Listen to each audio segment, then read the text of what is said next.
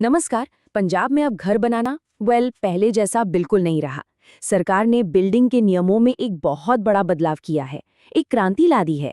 इससे अब S+4 यानी स्टिल्ट प्लस 4 मंजिला इमारतें बनाना और उसकी मंजूरी पाना दोनों ही बहुत आसान हो गए हैं। तो चलिए आज इसी पर बात करते हैं कि आखिर ये नया सिस्टम काम कैसे करता है। क्या कभी बिल्डिंग प्लान की मंजूरी के लिए महीनों, कभी कभी तो सालों तक का इंतजार करना पड़ा है? वो लंबे चक्कर, वो देरी। खैर, पंजाब में अब ये सब बीते दिनों की बात होने वाली है, क्योंकि वो पुरानी लंबी और पेचीदा ब्यूरोक्रेटिक प्रक्रिया अब पूरी तरह बदल रही है। और ये बदलाव कोई छोटा मोटा नहीं है, जमीन आसमान का फर्क है।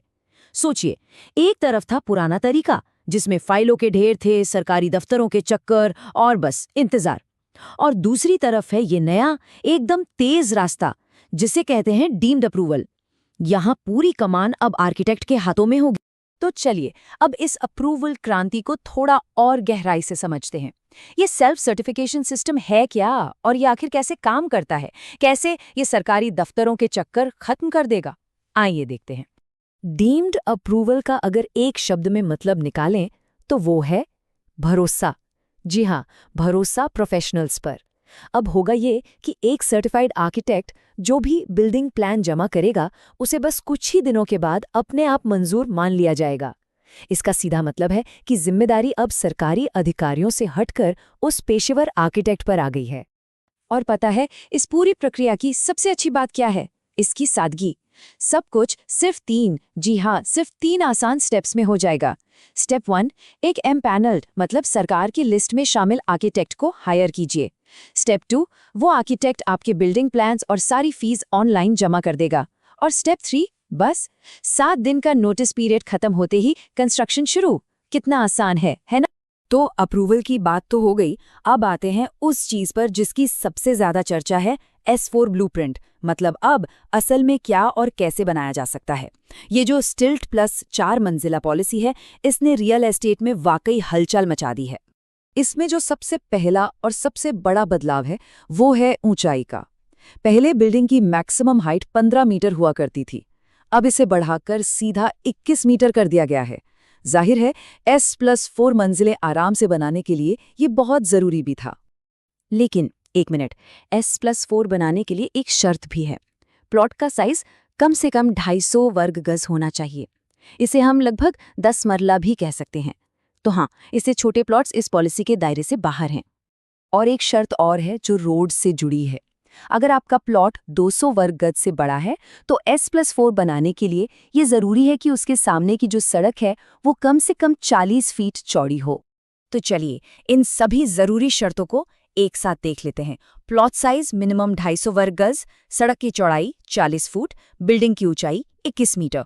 और एक बहुत ही जरूरी बात, स्टिल्ट लेवल सिर्फ और सिर्फ पार्किंग के लिए होगा। उसे किसी भी हाल में रहने की जगह में बदला नहीं जा सकता। ये बिल्कुल साफ है। ठीक है, तो नियम कायदे तो समझ आ गए। अब जरा इसके आर्थिक पहलू पर भी नजर डालते हैं। आखिर ये नए नियम किसी भी प्लॉट की कीमत, उसकी पोटेंशियल को कैसे अनलॉक कर सकते हैं? पैसों की बात करते हैं। और इसे समझने के लिए एक टर्म जानना बहुत जरूरी है, फार यानी फ्लोर एरिया रेशियो। अब ये क्या है? सीधे शब्दों में समझिए, ये बताता है कि आप अपने प्लॉट के साइज के मुकाबले कुल कितना एरिया कंस्ट्रक्ट कर सकते हैं। मतलब जितना ज्यादा फार उतना ज्यादा कंस्ट्रक्शन। और यहीं पर छिपा है असली वित्तीय लाभ। देखिए, अब आपके पास एक्स्ट्रा 10% FAR खरीदने का ऑप्शन है। ग्राउंड कवरेज भी बढ़ाकर करीब 65% कर दिया गया है। मतलब अब आप जमीन पर ज्यादा बड़े एरिया में कंस्ट्रक्शन कर सकते हैं। और सबसे बड़ी बात, ये नए नियम इंडिपेंडेंट फ्लोर्स बनाकर बेचने का रास्ता भी खोलते हैं। लेकिन एक मिनट, ऐसा नहीं है कि ये नियम हर जगह हर किसी पर लागू होंगे। कुछ सीमाएं भी हैं, कुछ रिस्ट्रिक्शंस हैं, और ये जानना बहुत बहुत जरूरी है। तो चलिए उन पर भी बात कर लेते हैं। देखिए, सरकार ने नए और पुराने इलाकों के बीच एक साफ लकीर खींच दी है। जितने भी नए शहरी सेक्टर्स हैं या लाइसेंस्ड कॉलोनियां हैं, वहां S+4 की पूरी इजाजत है।